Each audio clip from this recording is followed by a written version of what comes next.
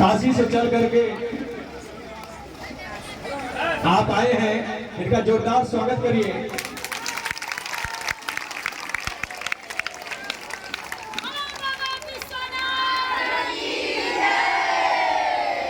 Doctor Rajiv गुरु जी, आपने जोरदार स्वागत करिए।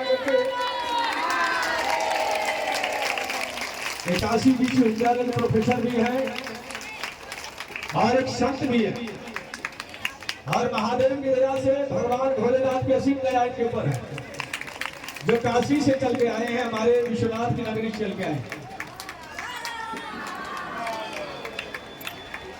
और आप इनके अमृत रसपान करेंगे, इनके अमृत रसधारा का आप लोग राम कथा के माध्यम से आज कुछ राम के बारे में समझेंगे, जानेंगे। हम चाहेंगे गुरु जी आप राम के बारे में थोड़ा सा हमारी जनता को प्रकाश डालिए, कुछ समझाइए, बताइए इनको। हम मंच देते हैं आपको।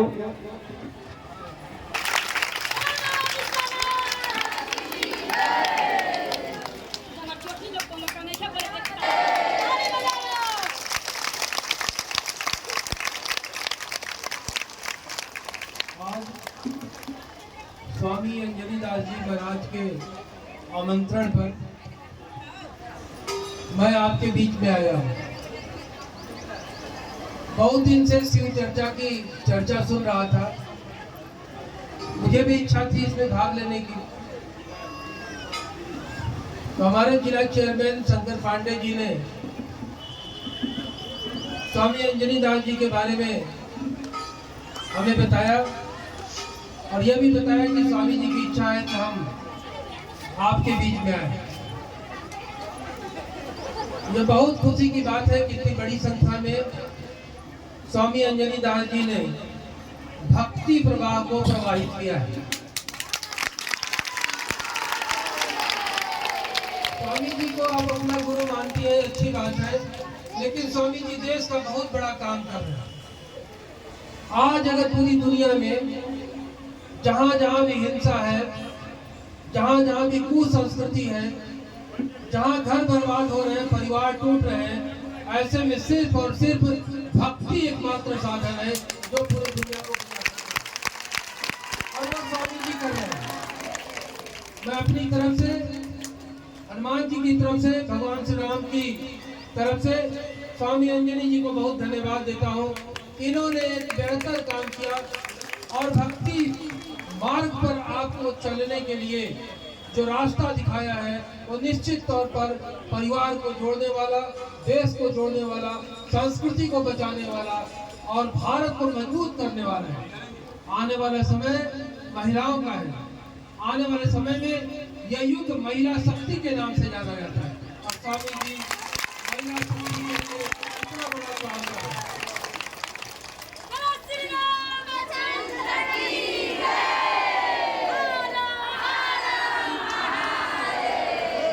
स्वामी जी से इस बात को निवेदन करूंगा कि आप शिव चर्चा आप करते हैं, बहुत अच्छी बात है। हम तो उस नगरी से आए हैं जहां पर आपके आराध्य शिव रहते हैं, और जो शिव के भी आराध्य है भगवान श्री राम, उनके दास हम हैं। और इसलिए भगवान श्री राम का यही संदेश है, जब शिव चर्चा को शिव और राम की चर्चा के साथ जोड़ दिया जाए, और यह पूरे भारत की शक्ति में बदल जाएगा। स्वामी जी से कहेंगे कि इसका नाम आप ऐड कर दीजिए, राम चर्चा भी इसमें शामिल कर दीजिए। शिव राम चर्चा का भी आप विद्वान है, आप घर घर तक अगर राम की चर्चा भी पहुंचा दे तो घर और परिवार बेहतर हो जाएगा, सुखद हो जाएगा और परिवार बच जाएगा। परिवार टूट रहे हैं, भाई भाई से झगड़ा कर रहा है, प्रॉपर्टी की लड़ाई हो रही है, सास और बहू लड़ रही है। ऐसे में अगर आप भगवान श्री राम के परिवार को देखें, परिवार को जाने और परिवार की एकता को देखें, तो आप कम से कम अपने परिवार को बचाने में सक्षम हो पाएंगे। भक्ति का मतलब है परिवार की शक्ति, और शक्ति अगर बिना भक्ति के है तो अनियंत्रित है, बदतमीज है, लेकिन अगर भक्ति के साथ शक्ति है तो बहुत ताकतवर है, और वही ताकत आपके काम आने वाली है। आप प्रभु श्री राम को देखिए, आज छोटे से काम के लिए, छोटे से जमीन के टुकड़े के लिए कितना लड़ाई झगड़ा हो रहा है। एक समय था भगवान श्री राम को राजपाट मिलने वाला था, उनको जंगल मिल गया, बन जाने का आदेश हो गया। अपने पिता की बात को मान करके वो जंगल चल दिए। भगवान भरत जी महाराज को, जो उनके छोटे भाई थे, चक्रवर्ती सम्राट बना दिया गया, लेकिन उन्होंने भी त्याग कर दिया और वो जंगल में लेकर के गए, कहे कि नहीं आप चलिए। भगवान राम ने कहा कि हम नहीं जाएंगे क्योंकि हमको पिता के वचन का पालन करना है। तो उन्होंने कहा कि अपना खड़ाऊ दे दीजिए, और पूरे दुनिया के इतिहास में यह पहला इतिहास बना कि खड़ाऊ ने भी शासन। आज हम छोटी छोटी बातों में कितने अहंकारी हैं, कितने आपस में लड़ लेते हैं। इसने फोन नहीं किया, उसने फोन नहीं किया, इसने गाली दी, उसने ये बात कहा, उसने ये बात कही। लेकिन आप जब भगवान श्री राम की तरफ देखेंगे तो आपको पता चलेगा कि त्याग से परिवार बनता है। त्याग अगर भाई भाई के लिए करे तो भाई भाई में प्रेम हमेशा बना रहे, बहन बहन के लिए करे तो बहनों में प्रेम हमेशा बना रहे। आप माता जानकी को, माता मांडवी को, माता उर्मिला को, माता संस्कृति को देखिए कि चारों बहनों ने किस तरह से, इतने बड़े राजघराने के होने के बावजूद भी सबने अपने अपने तरीके से त्याग किया। भगवान राम ने राजपाट छोड़ा, भगवान भरत ने जब वापस लौटे खड़ाऊ लेकर के, तो उन्होंने कहा कि भगवान श्री राम 14 साल तक वो जमीन पर सोएंगे तो मैं जमीन के नीचे गड्ढा खोद कर सोऊंगा, क्योंकि उनकी बराबरी नहीं। और आदि गुरु बाबा विश्वनाथ महादेव ने अगर पूरी संस्कृति में किसी एक को आराध्य माना तो भगवान श्री राम, वही उनके आराध्य है। और आप सब लोग जानते हैं कि भगवान विश्वनाथ भस्म लगाते हैं अपने शरीर पर। पता है भस्म क्यों लगाते हैं? पूरे शरीर में भस्म लगाते हैं। वो कहाँ का? मणिकर्णिका घाट का भस्म लगाते हैं। सौ जो जल जाता है, मुर्गा जल जाता है, उसका भस्म लगाते हैं। क्यों लगाते हैं? कभी विचार करिए, जब हम लोग मुर्दा लेकर के जाते हैं तो क्या कहते हैं? राम नाम सत्य, और कहकर के उसको घाट पर पहुंचा देते हैं और वापस चले आते हैं। लेकिन जब मुर्दा जल जाता है तो राम का नाम कहाँ है? उसी मुर्दे के अंदर रहता है। और जब विश्वनाथ जी की तंद्रा टूटती है रात को 12 बजे, तो राम का नाम खोजते हैं। तो राम का नाम कहाँ मिलता है? राम का नाम मिलता है उस 100 में, तो उसी के भस्म को पूरे शरीर में लगाते हैं। इसलिए जब आप राम का नाम लेंगे तो भगवान शिव प्रसन्न होंगे, और शिव का नाम लेंगी तो भगवान श्री राम प्रसन्न होंगे। ये दोनों एक दूसरे को आराध्य मानते हैं, इसलिए कोई किसी से अलग नहीं है। और अभी स्वामी जी ने कहा कि राम ही शिव है, शिव ही राम है, तो राम ही शिव है। तो राम ने सांसारिक जीवन को बताया। भगवान आदि गुरु विशिष्ट जो विश्वनाथ जी हैं, उन्होंने शक्ति दी, ताकत दिया। और जब भगवान को आना था धरती पर तो प्रभु बोले कि मैं अकेले नहीं जाऊंगा। तो भगवान विश्वनाथ ने कहा कि नहीं, मैं पहले पहुंच जाऊंगा। तो हनुमान जी के रूप में वो पहले ही आ गए, और इसीलिए सारे देवपुत्र उस समय पहले आ गए थे भगवान का स्वागत करने के लिए। इसलिए कहा गया है कि जब सबके राम है तो भेद कैसा, और सब में राम है तो भेद करने वाले आप कौन होते हैं?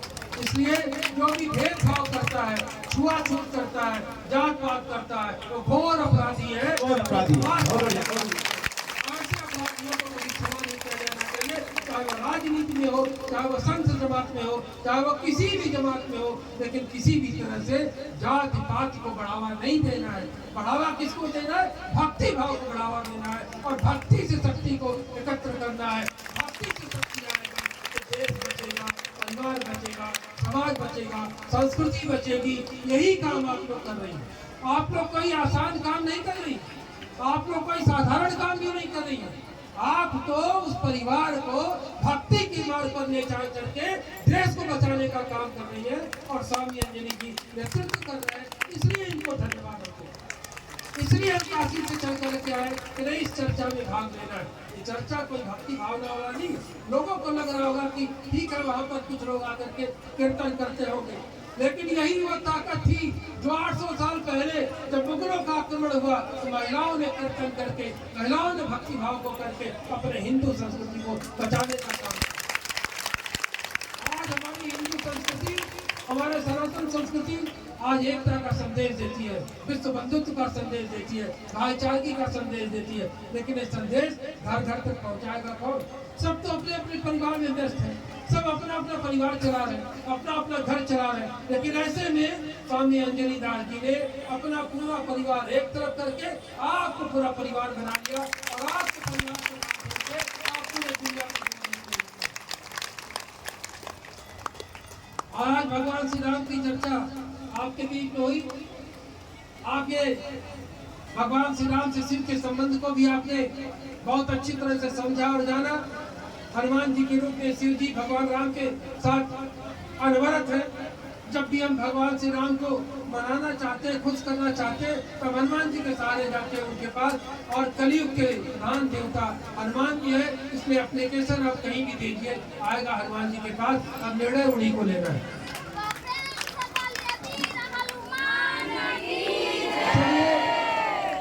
सबको हम कहते हैं एक चीज, स्वामी जी ने आपको बताया होगा कि जब हम बनारस से चले तो किसी ने हमको कहा कि क्रोसिन एक टिकिया होती है, क्रोसिन टिकिया से बुखार उतरता है। किसी ने कहा कि क्रोसिन टिकिया से आदमियों का बुखार उतर जाता है, लेकिन औरतों का बुखार नहीं उतरता है। उस व्यक्ति ने हमसे सच कहा कि झूठ कहा, ये आप बता दीजिए। क्रोसिन टिकिया से आदमियों का बुखार उतरता है, औरतों का बुखार नहीं उतरता है। ये व्यक्ति ने झूठ बोला कि सच बोला? झूठ बोला। क्रोसिन टिकिया है, उससे बुखार तो किसी का भी उतर जाएगा।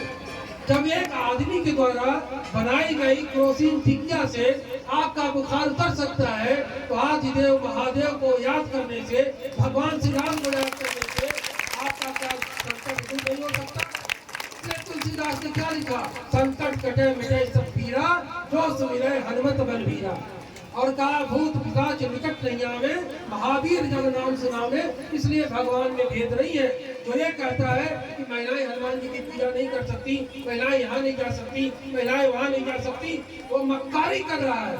आप हर जगह जा सकती है, हर वो काम कर सकती है, हर तरह से भगवान को पूज सकती है। ये आपकी अपनी सामर्थ्य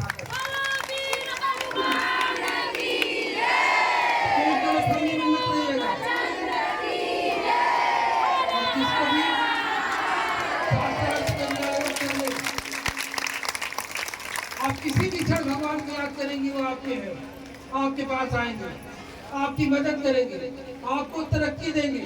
घर को ठीक करना है, बेटे को ठीक करना है, बेटी की शादी ठीक से हो जाए, आपका पति ठीक से रहे, आपका घर परिवार सब ठीक रहे, आपके घर परिवार की उन्नति हो, प्रगति हो, सामर्थ्यशाली हो, तो इसके लिए आपको भक्ति करनी पड़ेगी।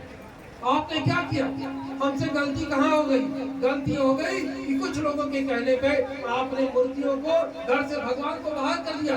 जब भगवान बाहर चले गए तो आपके दिमाग में भी शैतान आ गया और आपके घर में भी शैतान सवार हो गया, और उसी शैतान ने आपको लड़ते भगवान से कर दिया, और उसी शैतान की ताकत ने आपको एक दूसरे के प्रति ईर्ष्या द्वेष की भावना विकसित कर दी। इसलिए ऐसा गलती कभी मत करिएगा। आप भक्ति भाव रखिए, भगवान का स्मरण करिए, भगवान को याद करिए। अगर कोई ऐसी शक्ति आती है, कोई ऐसी ताकत आती है जो ये कहती है कि पहले आप भगवान को बाहर निकाल दीजिए, उनकी मूर्ति को बाहर निकाल दीजिए, समझ लीजिएगा उसके सर पर शैतान सवार है, और शैतान आपके अंदर तब तक नहीं आ सकता जब तक आप मूर्ति की पूजा, भगवान की पूजा, महादेव की पूजा, राम जी की पूजा करती रहेंगी। ध्यान रखिएगा।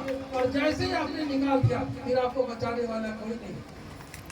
और जो भी जहां भी जैसे भी हो, जिस धर्म और जिस संस्कृति को मानने वाला हो, अगर हमारे धर्म और संस्कृति को बदलने का काम करता है तो घोर अपराधी और महापापी है। ऐसे लोगों के खिलाफ कठिन से कठिन और कठोर से कठोर कार्रवाई होनी चाहिए, और पुलिस प्रशासन को भी संज्ञान लेना चाहिए ऐसे लोगों के प्रति जो धर्मांतरण में लिप्त है और इस तरह का धंधा चला है।